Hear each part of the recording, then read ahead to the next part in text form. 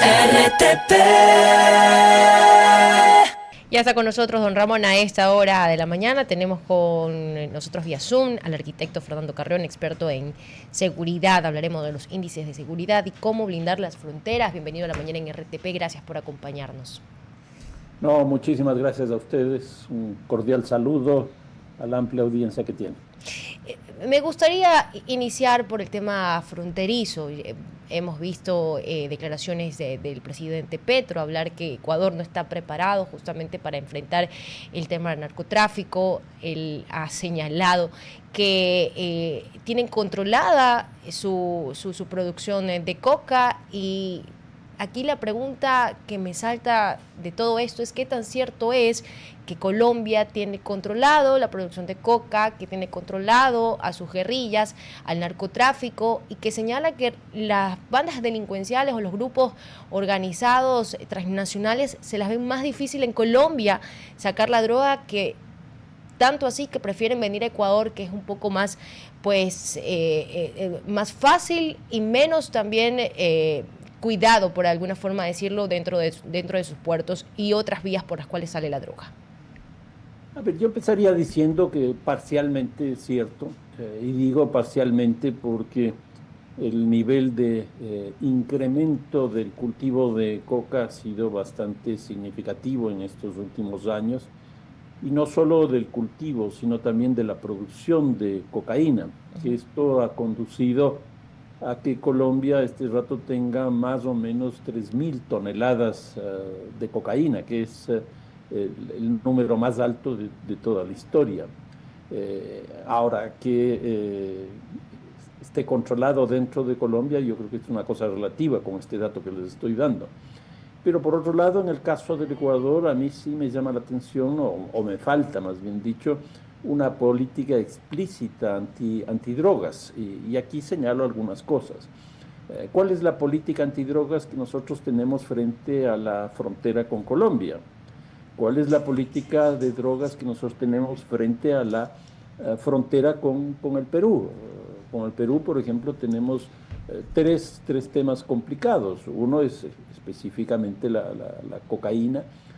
Dos, el tema de la minería ilegal. Y tres, el tema de armas. ¿Qué tenemos frente a eso? Pues yo no conozco. En segundo lugar, ¿qué tenemos frente a la exportación? Porque la importación es esto que decía por las dos fronteras, pero frente a la exportación, ¿cuál es nuestra política? Yo no veo una claridad respecto de eso. La otra cuestión que es muy complicada es que el Ecuador se ha convertido en un país de consumo de cocaína muy alto, pero muy alto.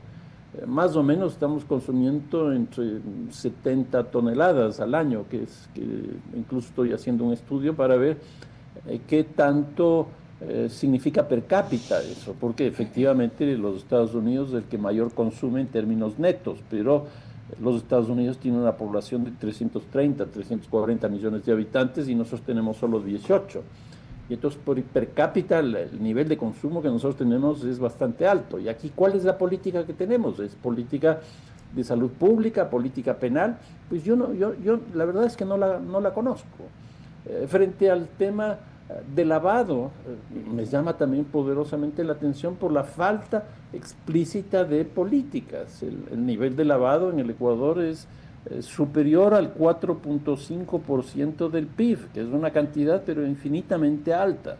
El presupuesto del municipio de Guayaquil son 800 millones de dólares. Lo que estoy diciendo yo son entre 4.500 y 5.000 millones de dólares. Una cantidad muy grande. ¿Qué tenemos como política frente a eso? Entonces yo lo que diría es que es una cuestión parcialmente cierta, pero que no está totalmente ajustada a la realidad. Arquitecto, yo ahí le quiero preguntar, y basándonos en lo que usted comenta, podríamos decir que no hay plan, sino más bien simulacro. El crimen en Ecuador no solo desafía al Estado, sino también que lo habita. Entonces, ¿cómo podemos cambiar ciertas lógicas? Es decir, que estos indicadores se traduzcan en efecto en métricas estructurales. Por ejemplo, más que tasas de condena, mejor dicho, más que tasas de detenciones, tasas de condena, por ejemplo, o tiempo promedio de judicialización, o, por ejemplo, bienes incautados y recuperados. En lugar de, por ejemplo, golpear bandas, desarticular redes. Entonces, para cambiar esas lógicas que de alguna manera proponen captación versus estructuralidad, ¿qué tenemos que hacer para que eso suceda? Lo segundo, sobre todo. A ver, en estos días, me refiero en este mes, apareció un video que se le atribuyó la condición de un plan, de un nuevo plan frente al tema de la seguridad. Y este plan fue básicamente la adquisición de algunos instrumentos básicos como, qué sé yo, helicópteros, tanques, etcétera, de alrededor de 280 millones de dólares. Pero ese es un plan. A mí me falta, por ejemplo, ahí objetivos. Me faltan metas. Es decir, de la tasa que nosotros tenemos de homicidios queremos bajar a tanto. Y para bajar a tanto queremos hacer esto, esto y esto otro. Entonces, sí me hace falta eso. ¿Que tenemos una política? Sí, yo creo que es claro. Es decir, básicamente lo que se conoce con el nombre de mano dura o super mano dura, porque desde el 9 de enero del 2024 lo que tenemos es el conflicto armado interno, es decir, una guerra. Y para eso estamos utilizando fuerzas armadas y policía, básicamente. Pero uno de los grandes problemas que yo estoy viendo, y en general, no solo en el caso del Ecuador, porque estoy trabajando en América Latina, es que se ha constituido una economía criminal muy sólida. Estoy trabajando con CEPAL, con ONUDC y con FES de Alemania, en mostrar que más o menos la economía en América Latina está compuesta por tres partes. Una que es básicamente la economía formal, otra que es la economía informal y la tercera que es la economía criminal, y más o menos todos de un tercio. Si esto es cierto y los datos que estamos obteniendo nos están mostrando que más o menos la economía criminal se mueve alrededor del 28%, es decir, es casi un tercio, una cantidad francamente impresionante. Y que si no se trabaja en la perspectiva de la economía criminal, la situación va a ser muy, muy complicada. ¿Y por qué esto? Porque hay un estudio hecho en Italia por Francesco Forgione, que probablemente es de las personas que mejor ha estudiado las mafias italianas, donde señala que el 25% de lo que se lava del narcotráfico se destina a la reproducción del ilícito. Pongamos el caso del Ecuador, que sean 4.000 millones, lo que les decía hace un rato, de lavado. Eso significa que 1.000 millones se destinan a la reproducción del ilícito, más recursos nuevamente que el presupuesto del municipio de Guayaquil. ¿Qué se hace con eso? Se compran armas, con lo cual se dinamiza un mercado ilegal, como es el de armas de fuego. Se contrata, entre comillas, a gente para que se integre a este proceso. En el Ecuador se estima más o menos 65.000 personas. Yo he hecho comparaciones con las empresas y las dos que más generan es una de pesca que tiene 17.000 puestos, es decir, que hace una oferta de 17.000 puestos, y una de mercado minorista, es decir, un supermercado que tiene 15.000. Pues estas estructuras criminales tienen 65.000 puestos de empleo. Y una tercera cosa que también es muy importante, con estos 1.000 millones de dólares, es que con eso generan cooptación, corrupción, etcétera, del aparato del Estado.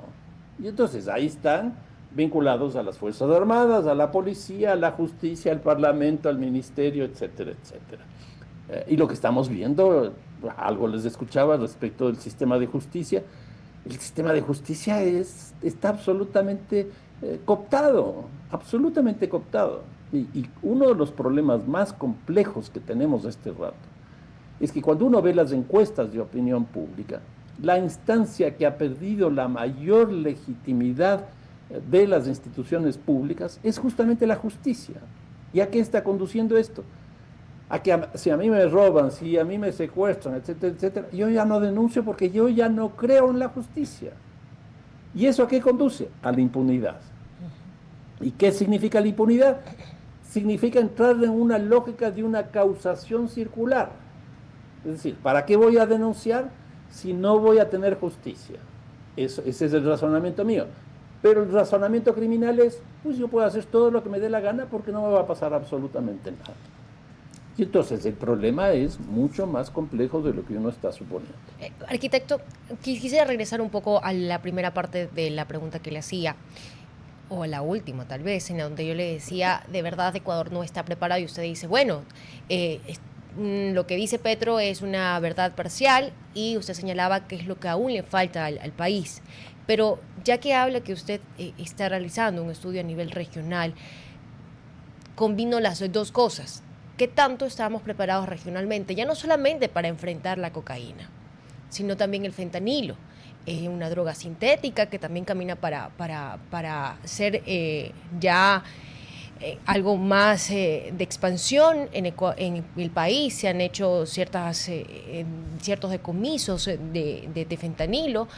¿Cómo también ahora el nuevo desafío coge o toma Ecuador en medio de una lucha aparentemente regional en donde pareciera que está solo? A ver, bueno, está solo. A ver, cuál es el problema? Desde hace aproximadamente unos 10 años, bueno, esto es desde el 2014, es decir, 12 años, lo que nosotros estamos teniendo es un incremento de la producción de cocaína de una manera impresionante en tres países fundamentales: Bolivia, Perú, Colombia, a los cuales se han añadido, según información que yo tengo, Paraguay y Guatemala. Y si Guatemala entró, México también debe estar produciendo. En otras palabras, ya no está la producción en solo 3 países, sino está en 5 o 6 países, primera cosa. Una segunda cuestión: desde esa misma época, es decir, hace 12 años, América Latina no consumía cocaína. No consumía cocaína. Pero ¿qué es lo que ocurre ahora? Toda América Latina consume cocaína. Yo he estado en Chile, he estado en Argentina en el año pasado, y la conversación ahí es el nivel alto de consumo que están teniendo.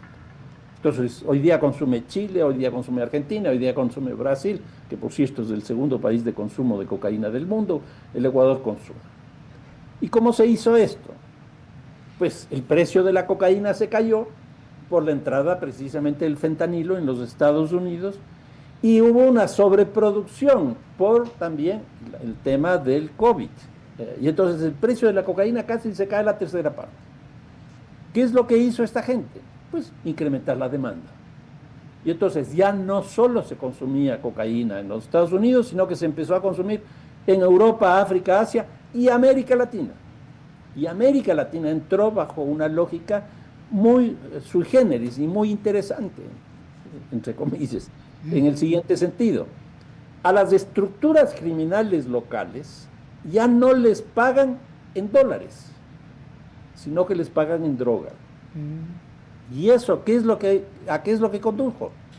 A que justamente estas estructuras criminales, para monetarizar esa droga, es decir, para convertirla en dinero, lo que hicieron fue empezar a vender localmente. ¿Y cómo lo hicieron?